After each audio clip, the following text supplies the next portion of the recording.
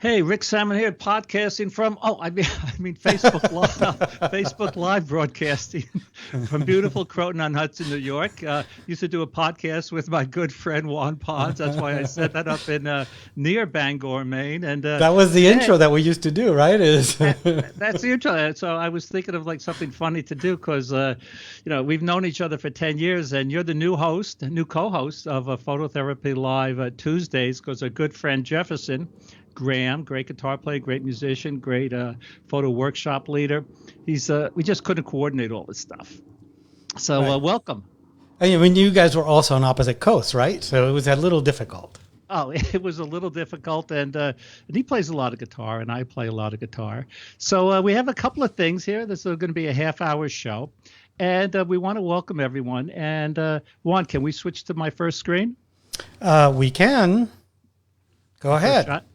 Okay, so anyway, the big news here is it's going to be a bi-weekly show. Juan's busy. He and I are planning a couple of great workshops. He's very involved in the Phototherapy Facebook group, and he's co-host of the Friday Photo Happy Hour, which is a lot of fun. And in that show, we talk about our pictures. But in this show, we're talking about your pictures. So it's going to be a bi-weekly show. We really want to thank our members. And Jefferson and I, the last show we were supposed to do was supposed to be on shadows. And so this week, Juan and I are going to combine two shows into one. I'm going to talk even faster than normally. Juan's the mellow one. But when I checked, it's over this now, but we had 250 landscape shots and 150 shadows topics. So this is very important. In the topics, please add your topic to the post. Okay, so speaking of Juan, I did something. I know what I did. I zoomed out too much, 75%. There we go. How's that look, Juan? That looks great.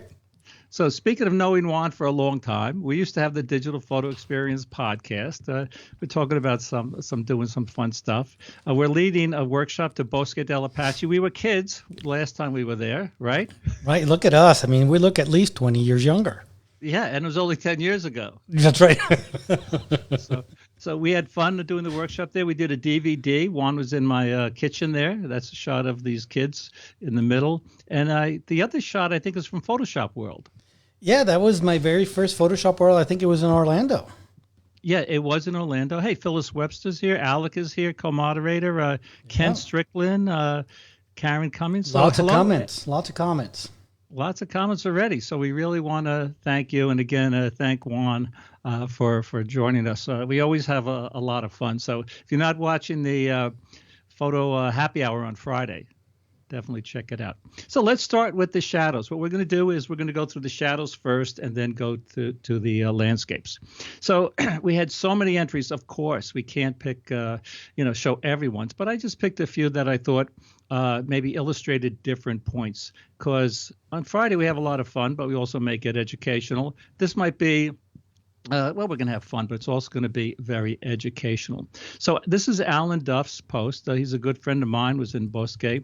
And Juan, what do you think? How many pictures have you seen of Delicate Arch where you just see the arch? How creative That's right. This is an absolute different type of picture that I've never seen of Delicate Arch. I love it. It's the funny thing is, this is a picture for people like us that we know what we're looking at. A lot of other folks, would be looking at this and they're not exactly sure what they're looking at. But this is absolutely creative, totally different perspective than anything else I would have thought of. Very, very well done. I love it.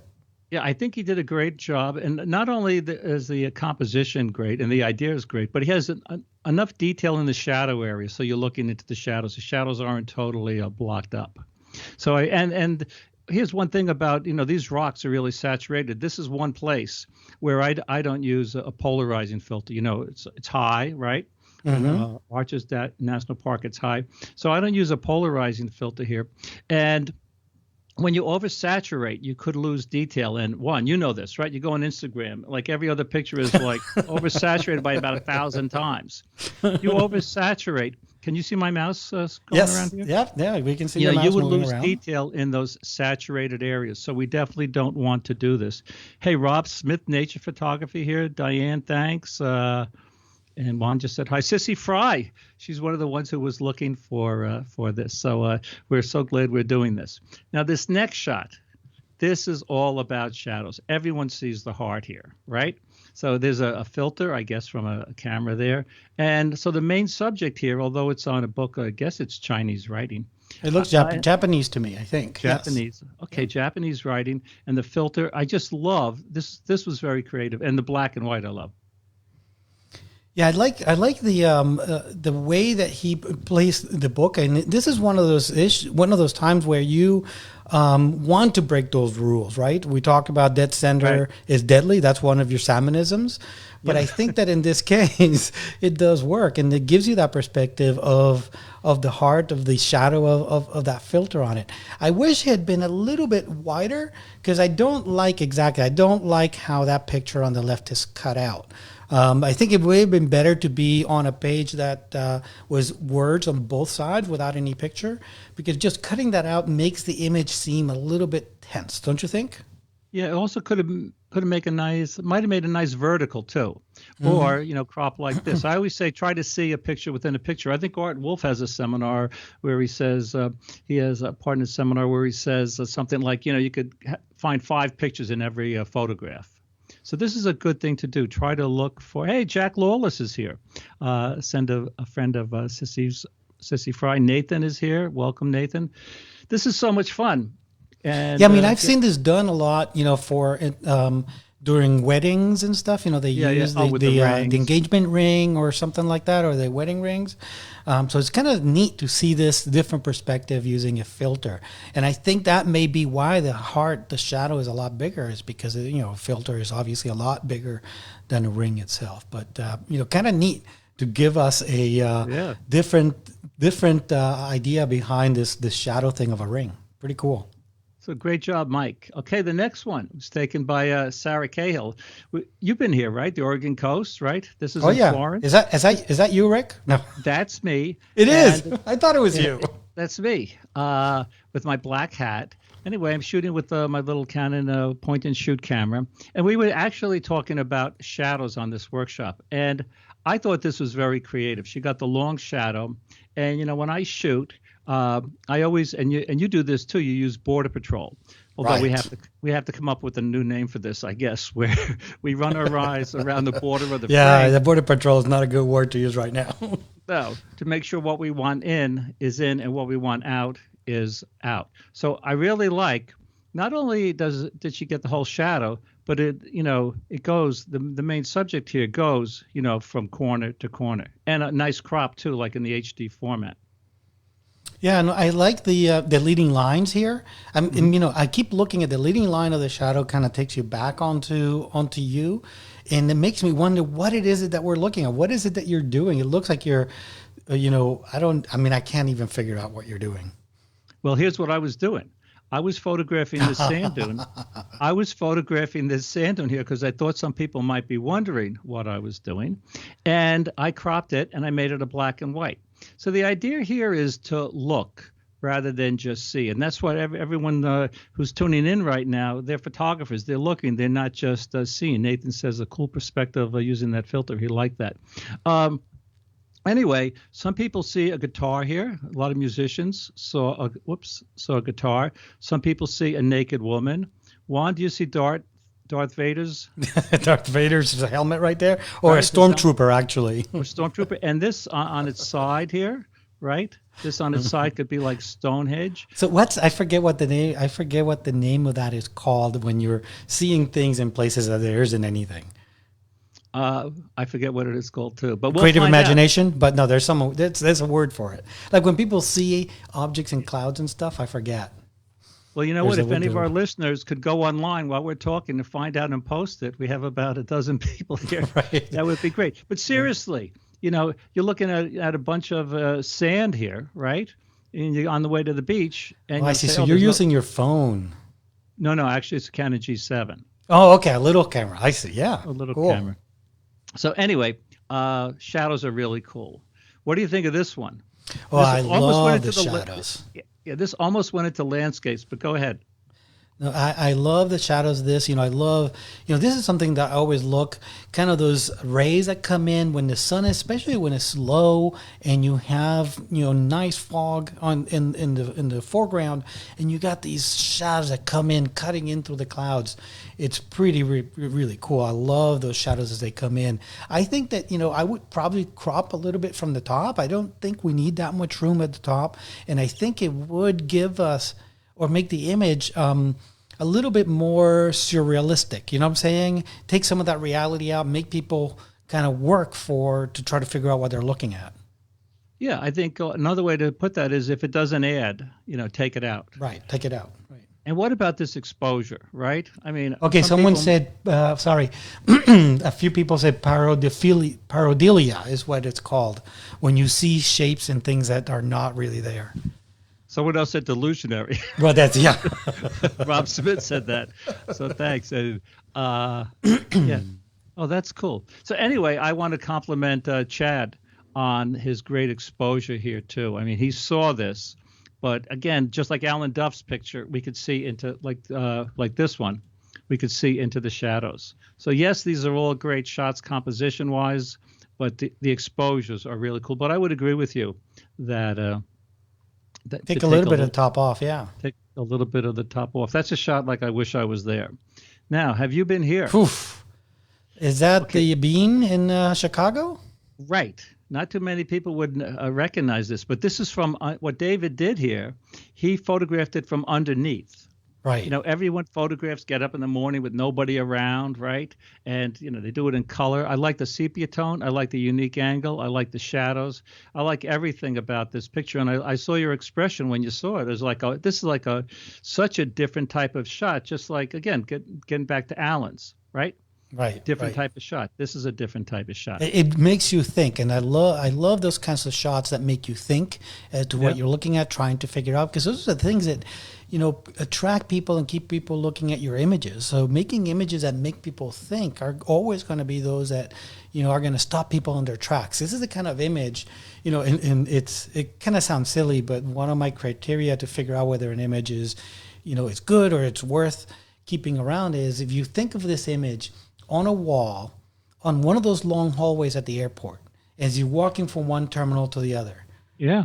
Are you going to stop and look at it? Is it going to, stop you on your tracks? And this is the kind of image that will stop me by walking, while walking by it and make me look into it. So really, really neat. It's so surrealistic. You can't even tell. Are these ants? Are they people? What are they? Yeah.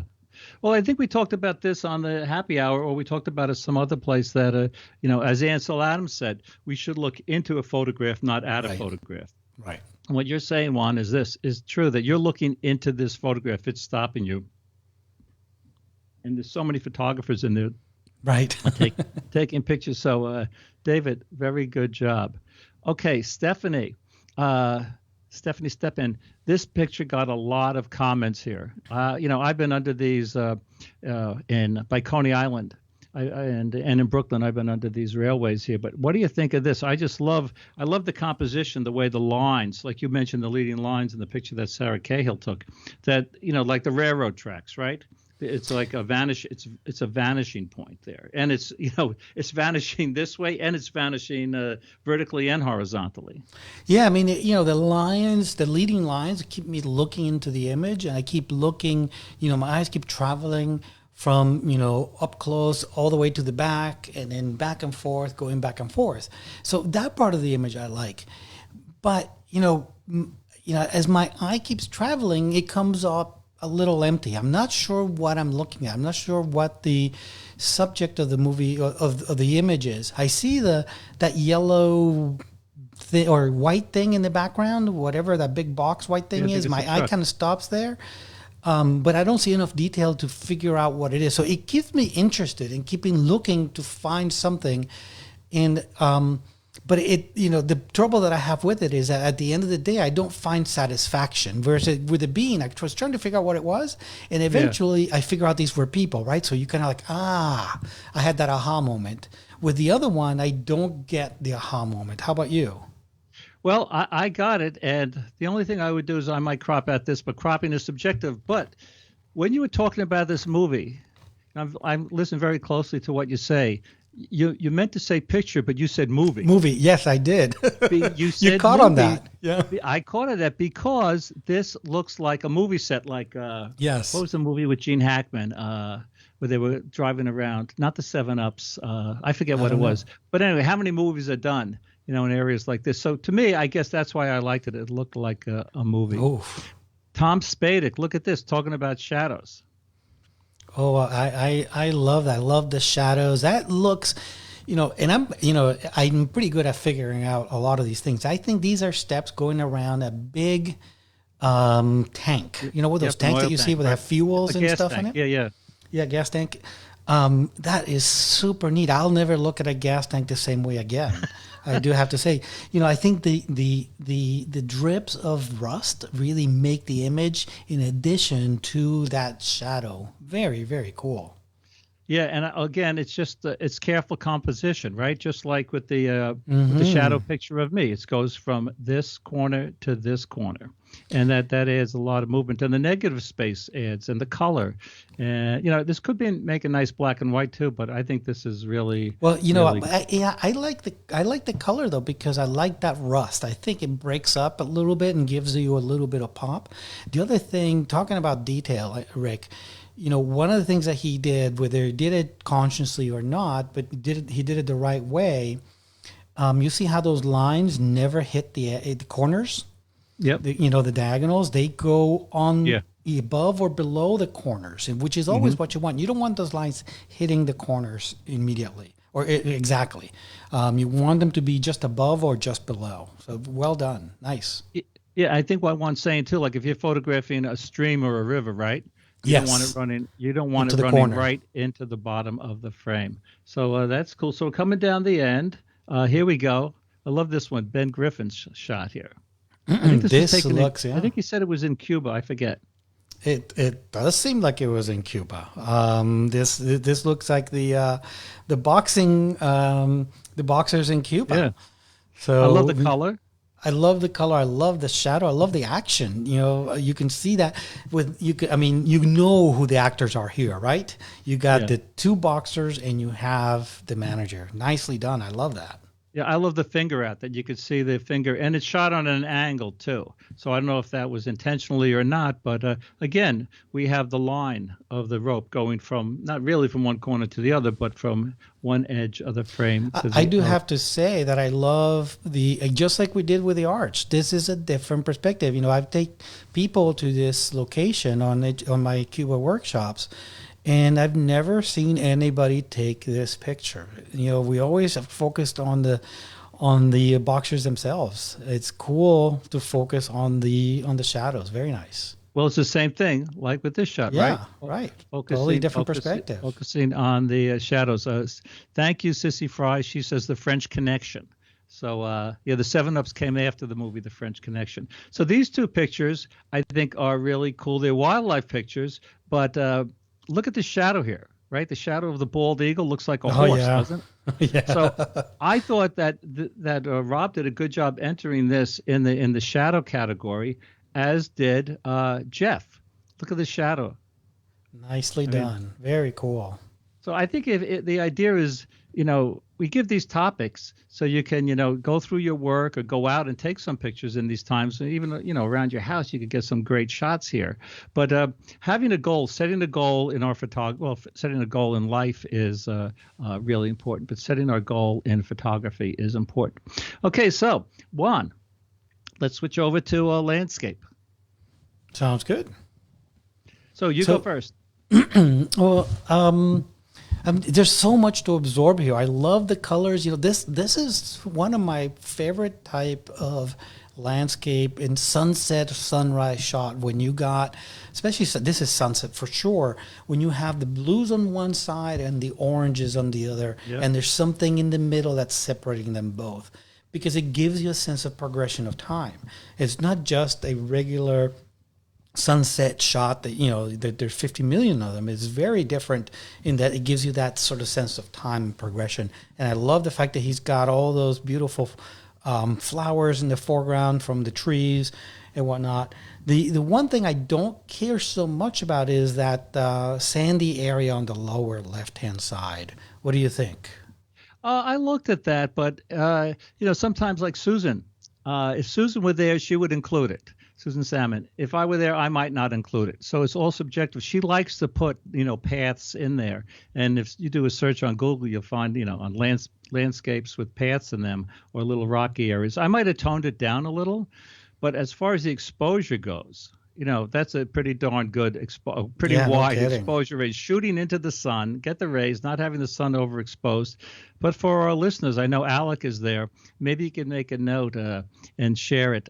There's a photographer, Stephen Wilkes, and he has a series, Day to Night, where he'll go to. You've seen it, right? Yes, I've seen it.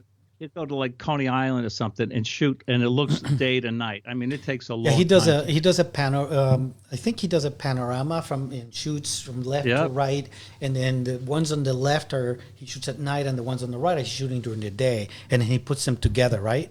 It's amazing what he does, and he sells these for some big bucks. But you know what I like about this also, the soft tone. To me, it looks almost like a painting. Right? A lot of people say, okay, I'm going to take the shot. I'm going to go into Lightroom or Photoshop. I'm going to sharpen it as much as I can. Right? I'm going to reduce the noise as much as I can. Right? I mean, yep. This is a beautiful picture. You've been there. I've been there. This is I think personally, one of the most creative shots exposure wise. Well, I love, yeah, I mean, and it's hard to make these images because this is, probably one of the most photographed natural features on Earth, not just the U.S., right? Half Dome in Yosemite. Absolutely gorgeous, kind of very different perspective on it. I love the black and white. And I think, one of the things that Scott did that I really like is that, when you're shooting black and white, I want to have, a dense black and white. I want those black blacks and those white whites, and he did that here. There's lots of detail. I keep looking at the image and beautiful sky. Great conversion to black and white. Absolutely. Yeah, I love the sky. It has has movement to it. That sky.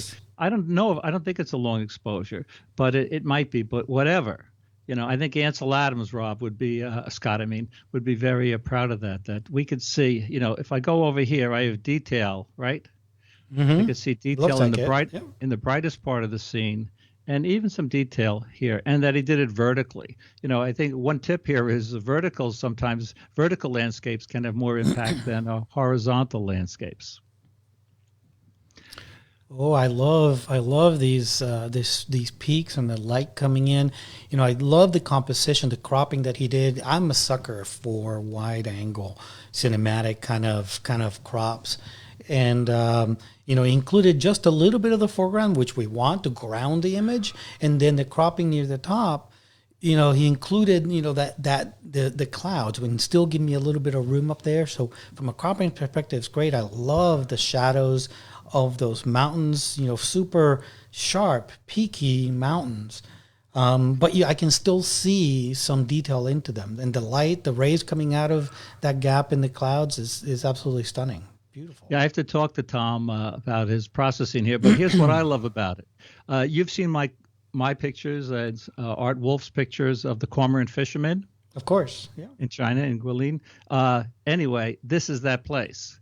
And we're all photographing the fishermen. Yeah. And Tom turned around and got this. I think he's the only one who got it because everyone was focused on getting the fishermen with their lamps and all this other stuff. So anyway, I really want to commend Tom. And that's a tip. Always look back, right? Always look up, always look down, and always look back. Yeah, always look behind you. You never know what may be there. Well, he's the only one who got that. We all got the shot that a million other people on the planet have gotten. And they're nice shots, but I really like that shot. Okay, this is one of my favorites from Ken.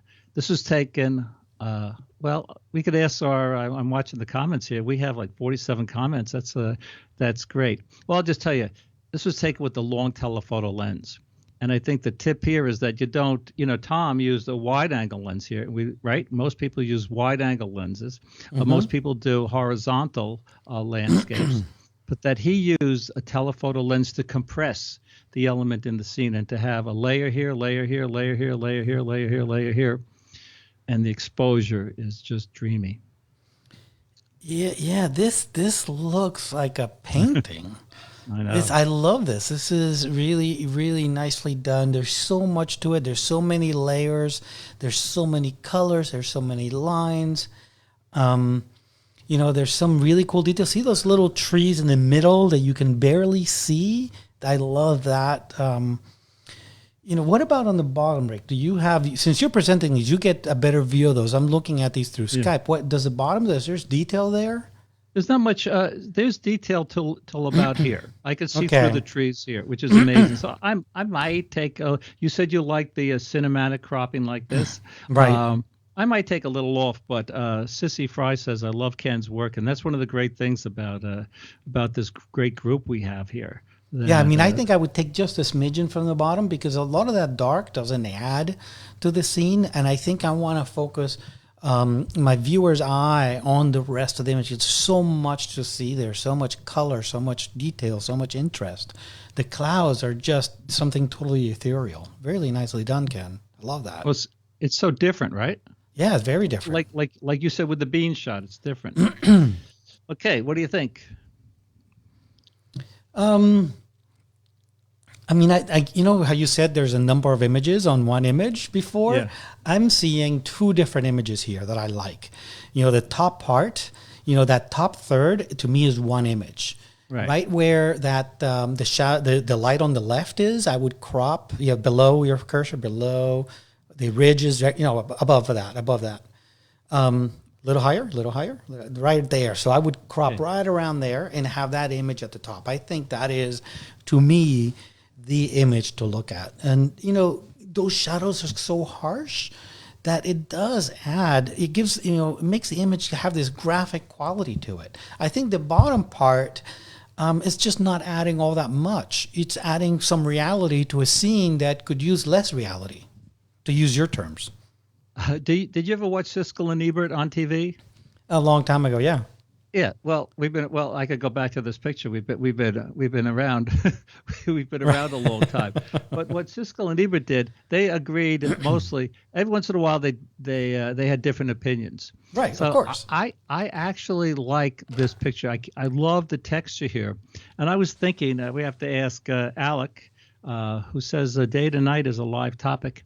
I was thinking of having a topic where we have more shadow than highlights. Light illuminates, shadows define. If I'm looking at this is maybe, it's more highlights. I'm looking at some of these, but that might be an interesting, might be an interesting topic. So I like this. Maybe it's, I like sand dunes here. I like the texture and the feeling.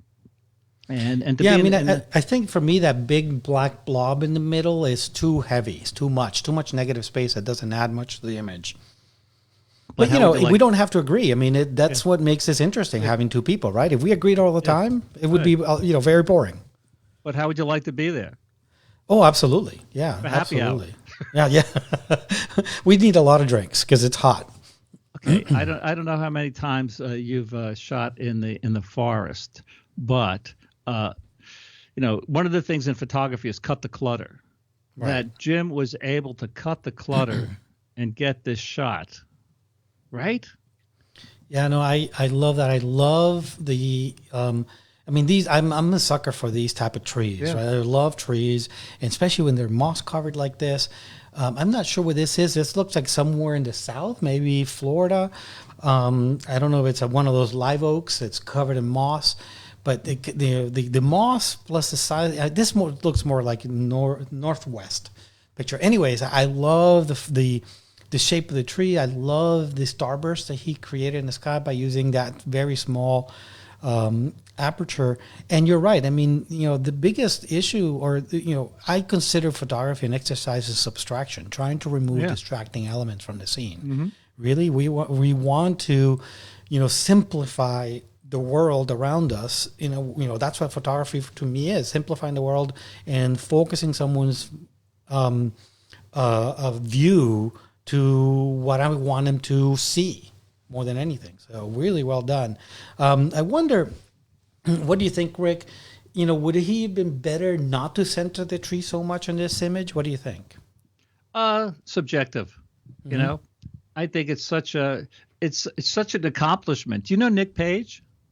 Yeah. We've chatted. I've never met him in person. Oh, well, that's not true. We've met in person, but so we know each other. Yes.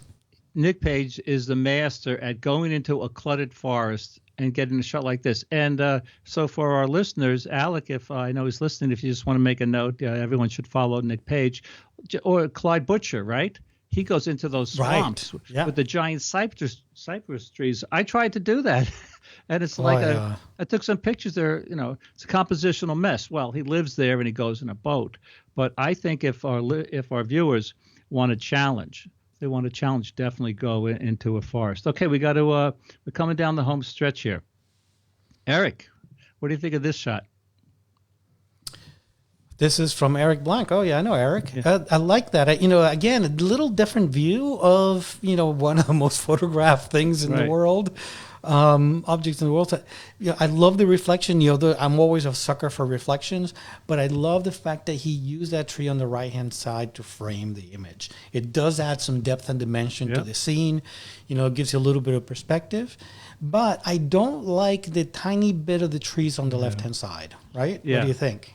That's what my eye went to. That's what my eye went to second.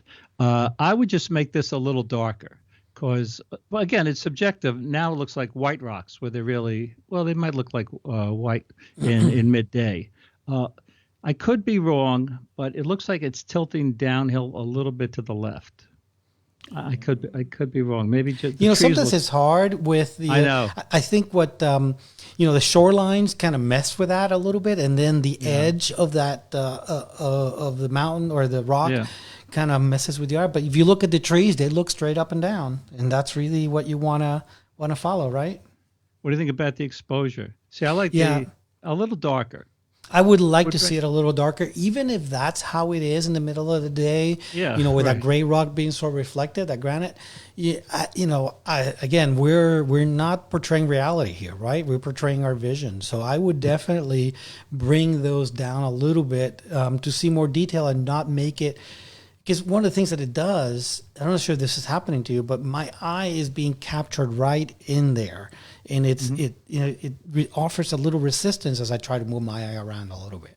Yeah. So I'd like to see it a little darker, not as bright. Just that white area.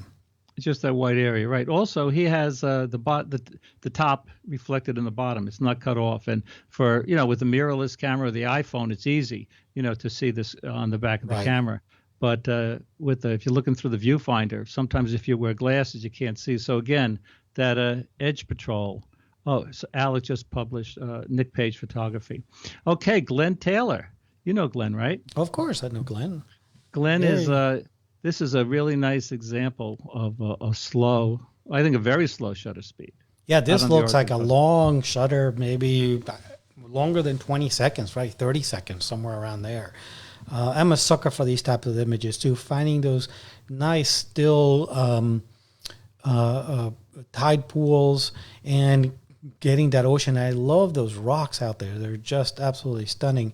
Plus,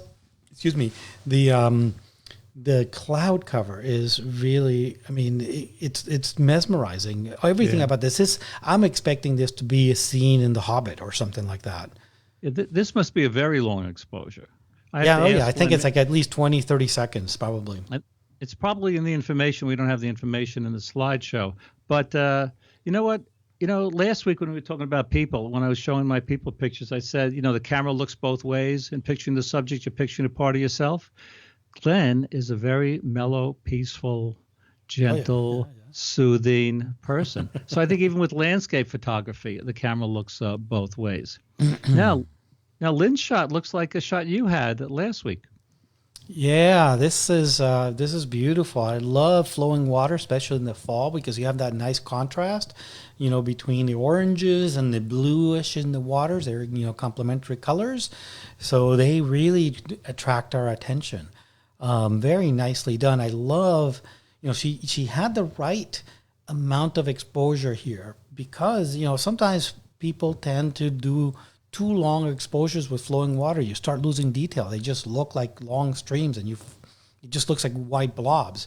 And she just captured the right amount of had the right amount of exposure here. And I love how there's a line here that goes from the right, goes up kind of more towards right in a diagonal, and then goes to the left. It's almost like a zigzag, which works just as well as an S-curve, right? Oh, yeah. I might take off a little from the bottom here, because it's so colorful, and then it goes to like gray. Again, I say might, but all this is subjective. Before you comment on this, I have to tell you that it's a flipped image. So this is, you can see, and you can see the grass on the top right. You can see the grass. So if you crop that out, but I think he won a couple of prizes. Ken won a couple of prizes on this. That is pretty cool. Again, I'm a sucker for these reflections, and I love the really rich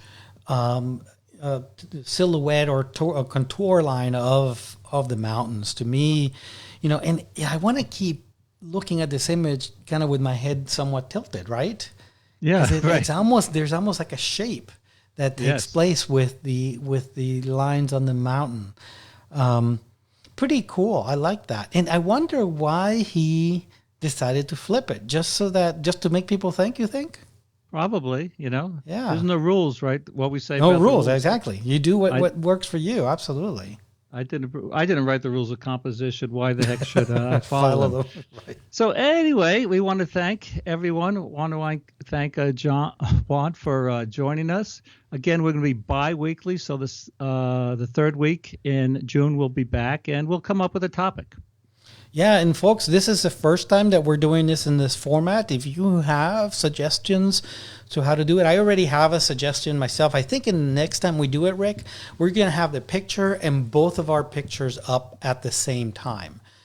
Because the way that it was working right now, I would flip between you or me talking, and I think it'd be better if both of us were there with the picture. So if you guys have any suggestions, make sure to put them on the comments, and I look forward to it for next time. Rick, thank you for inviting me to do this. Well, it's a ton of fun, and I'll see you at happy hour right here at Friday at 5:00. That's right, happy hour Friday at 5:00. Look forward to it. Take care, everyone, and thanks for the 62 comments, and the comment section now is 63. Have a great time, everyone. We'll catch you later. Take care. Bye-bye.